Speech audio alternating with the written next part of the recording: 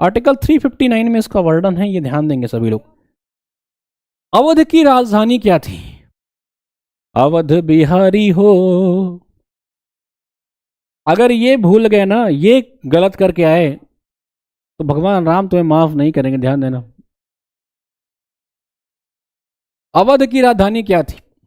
चलो, अच्छा, जब आप महाजनपद की बात करते हो, थोड़ा महाजनपद में आ जाते हैं, तब तक आप ये बताओ, महाजनपद, महाजनपद के बारे में थोड़ा जान लो। अगुंतर निकाय में इसकी चर्चा की गई है, बौद्ध ग्रंथ में। कुल 16 महाजनपद थे, उसमें से 8 यूपी में थे। इलाहाबाद महाजनपद किसके भाग में आता था उस समय? जो इलाहाबाद है, ये किस में आता था? इलाहाबाद आता था आपका वत्स महाजनपद में। इसकी राजधानी क्या हुआ करती थी? कौशाम्बी हुआ करती थी। वाराणसी किस में आता था भाई? बनारस किस में आता था? काशी वाले में। ठीक है, अवध यार, अब इसमें ये प्रश्न बताने लायक कुछ है नहीं, हमारी पीएचडी यही चल रही, बहुत बढ़िया। तो ये अवध आपका लखनऊ वाले रीजन में आता था, बिल्कुल क्लियर बात है भाई। अब लखनऊ की बात आ गई है तो जाने रहो, एआई सिटी यहीं पे है, नॉलेज सिटी यहीं पे है, और क्या है, बायोटेक्नोलॉजी पार्क यहीं पे है, और क्या है आपका, गैस्ट्रोनॉमी सिटी यहीं पे है, यही गैस्ट्रोनॉमी सिटी है। और क्या है भैया यहाँ पे लखनऊ में? गन्ना अनुसंधान केंद्र यहीं पे है, डीआरआई है, बीरबल साहनी इंस्टीट्यूट है, लखनऊ विश्वविद्यालय यहीं पे है। और क्या है लखनऊ में? मलिहाबाद है, आम के लिए जाना जाता है। ठीक है, चलो, तो ये सब बातें याद रखेंगे, ये अवध क्षेत्र का हिस्सा हुआ करता था, इसको ध्यान रखेंगे। काशी विश्वनाथ मंदिर कहां पे स्थित है? चलो, अयोध्या में, वाराणसी में, मथुरा में, या प्रयाग? अब थोड़ा लिप्पे लिप्पे से प्रश्न आपको दिखेंगे, ऐसे वन लाइनर प्रश्न आपको दिखेंगे, छोटे छोटे से प्रश्न दिखेंगे। ठीक है, हाँ, गोमती नदी किनारे पे है लखनऊ, बहुत बढ़िया। चलो आ जाओ फटाक से। अयोध्या में कौन कौन से मंदिर फेमस है भाई? एक तो राम मंदिर जानते ही हो आप लोग, एक यहां बड़ा फेमस है जो परीक्षा में पूछा गया है, याद रखेंगे, कनक भवन, बहुत बार आया हुआ है। ठीक है, तो काशी विश्वनाथ टेम्पल कहाँ, ये आपसे पूछ रहा था। अयोध्या में कौन कौन सा? राम मंदिर है, कनक भवन है, हनुमानगढ़ी है, ये तो मैंने आपको याद ही कराया है।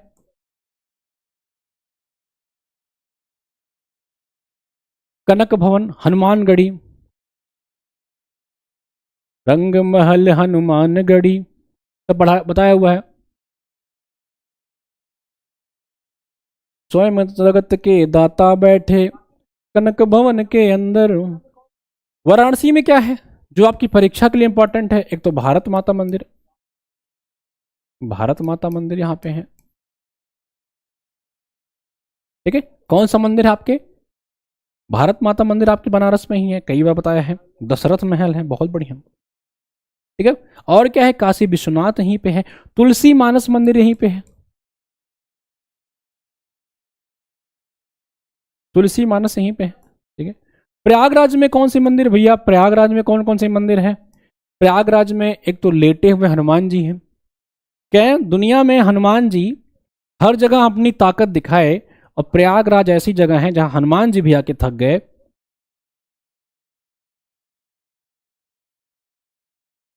हनुमान जी भी यहाँ अरेस्ट कर देते हैं, तो भैया लेटे हुए हनुमान जी आपके प्रयागराज में ही मिलते हैं। अभी आइए प्रयागराज, मनकामेश्वर यहीं पे है, त्रिवेणी मंदिर यहीं पे है।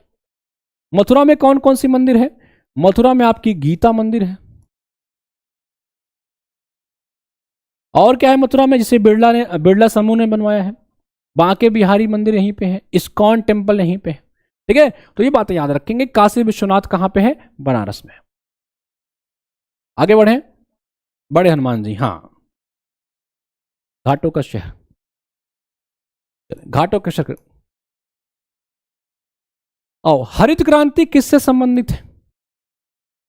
आज मैंने कहा आज का टेस्ट सबसे सरल है, और आज कंपटीशन में है, सरल प्रश्न गलत ना करना।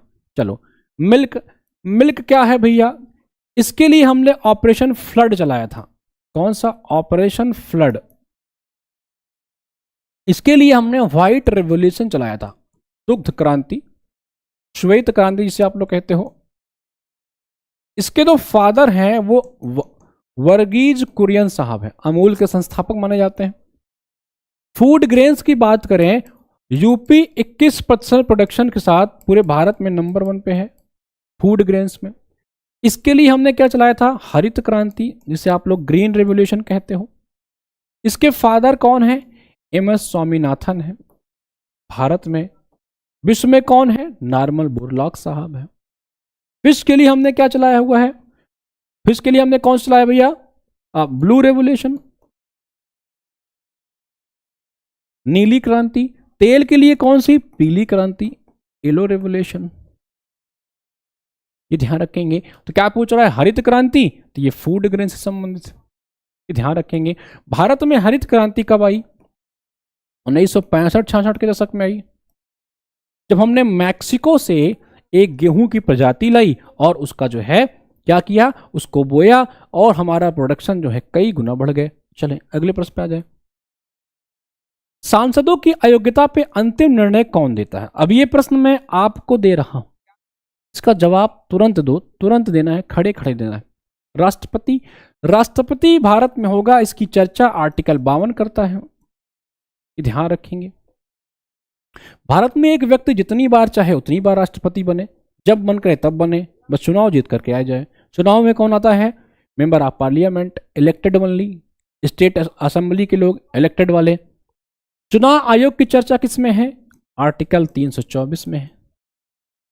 इसमें आपके जो 26वें चीफ इलेक्शन कमीशन है उनका नाम है ज्ञानेश कुमार जी। सर्वोच्च न्यायालय किस आर्टिकल में है, सर्वोच्च न्यायालय की पीठ कहां है, कमेंट करके बताइए। 66-67, अच्छा 66-67 है वो, ठीक है चलो कोई बात नहीं। चलो आ जाओ, स्पीकर। अच्छा लोकसभा स्पीकर के बारे में आपको बताना है कि भैया बताओ, लोकसभा स्पीकर को जो है, लोकसभा जो स्पीकर होता है इसको शपथ कौन दिलाता है, इसको ओथ कौन दिलाता है, बताओ इसको शपथ कौन दिलाता है स्पीकर को। न्यू दिल्ली, लखनऊ। तो सांसदों की हो सके 24 का आंसर फटाक से बताओ। 24 का बी कई लोग कह रहे हैं इलेक्शन कमीशन। अंतिम निर्णय कौन लेता है, आपसे ये पूछ रहा हूं। चलो अब इस प्रश्न का जवाब खोज करके मुझे कमेंट सेक्शन में बता देना।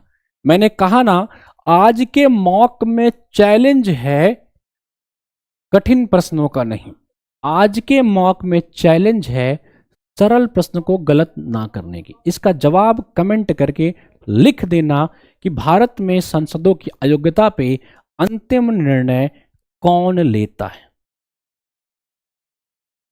चलो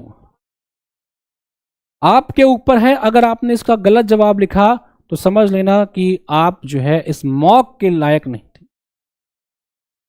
कौन अंतिम निर्णय लेता है, इलेक्शन कमीशन नहीं लेता है, अभी से बता दे रहा हूं। इलेक्शन कमीशन के सुझाव पर लिया जाता है, वो अलग बात है। इलेक्शन कमीशन नहीं लेता है, कौन लेता है ये कमेंट करके बताना है आपसे। ये अच्छा प्रश्न है। अब इसका जवाब मैं कल वाले उसमें दूंगा, उसके पहले आप लोग रिसर्च करके बताना इस पे कौन लेता है। इलेक्शन कमीशन वाला कंफ्यूज मत होना। चलो अगले प्रश्न आते हैं। Which of following is not a fundamental right, इसमें से कौन सा fundamental right, right to equality, ठीक है 24 का सी सुप्रीम कोर्ट लेता है, बहुत बढ़िया। प्रोटेम स्पीकर, स्पीकर कोई स्पीकर कह रहा है, कोई सुप्रीम कोर्ट कह रहा है, कोई प्रधानमंत्री होता तो उनका नाम दे बताने लगता, ठीक है। राइट टू इक्वलिटी किस में है भाई, राइट टू इक्वलिटी आर्टिकल 14 से 18 में है। राइट टू फ्रीडम किस में है, आरटीएफ आर्टिकल 19 से 22 में है। Right to property, right to religion ये किस में है, राइट टू रिलीजन किस में आपके 25 से 28 में है।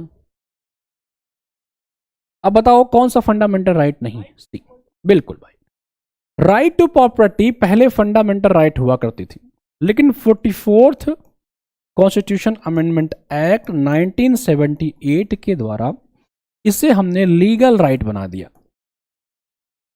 मोरारजी देसाई की सरकार थी।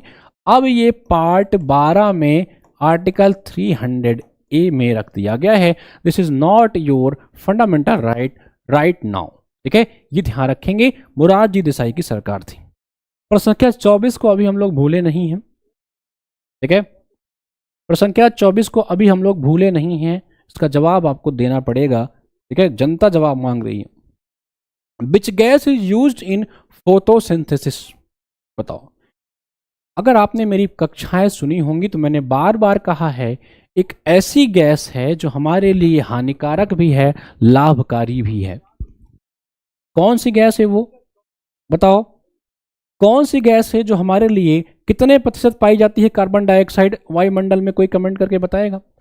वायुमंडल में नाइट्रोजन जो है 78% है, ये आपके 21% है, ये ध्यान रखेंगे। ठीक है, चलो कार्बन डाइऑक्साइड कितना पाया जाता है, 26 का सी, 26 का, बहुत बढ़िया। तो कार्बन डाइऑक्साइड हमारे लिए लाभकारी भी है क्योंकि फोटोसिंथेसिस करती है, हमारे लिए हानिकारक है क्योंकि ग्रीन हाउस गैसों में ये रोल प्ले करती है। ठीक है भाई, कितना परसेंट है, 0.03%, ये ध्यान रखेंगे। ये आपने लिए फायदेमंद भी है, नुकसान भी है, दोनों तरीके से है। चलो, नॉट करेक्टली मैच कह रहा है। सुंदरबन अपने मैंग्रोव्स के लिए जाने जाते हैं। काजीरंगा कहाँ पे है, काजीरंगा असम में है, अपने गैंडा के लिए जाना जाता है। गिर अपने टाइगर के लिए जाना जाता है। पेरियार अपने हाथी के लिए जाना जाता है। ठीक है, गिर कहाँ है, सुंदरबन कहाँ है भैया, वेस्ट बंगाल में।